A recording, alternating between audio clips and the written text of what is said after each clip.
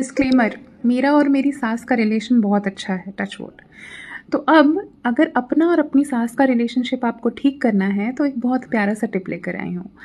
Friday के दिन आपको जैस्मिन का फ्लावर लेना है, छोटे छोटे जो फ्लावर्स होते हैं, या मोगरा खरीदिए, तोड़ना नहीं है, मोगरा खरीदिए और उसे अपने हॉल में या फिर टेम्पल में माता लक्ष्मी को चढ़ाइए।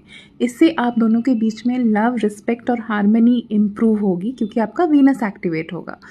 बोनस टिप आपके लिए ये है कि उसी शाम को आपको चंदन का जो धूप होता है वो दिखाना है, उससे आपका मून एक्टिवेट होगा और आप दोनों के बीच में जो फ्रिक्शन है, जिससे आप बातचीत थोड़ा सा मन मुटाव रख के कर पा रहे हैं या जो भी आप बता नहीं पा रहे एक दूसरे से, वो खुल के बात करना शुरू करेंगी। ट्राई करिएगा, बहुत ही प्यारा टिप है। बहुत लोगों को मुझे फीडबैक आया है कि बहुत से लोगों को इससे काफ़ी ज़्यादा हेल्प हुआ है। ट्राई दिस, क्या पता प्रॉपर्टी भी आपके नाम हो जाए।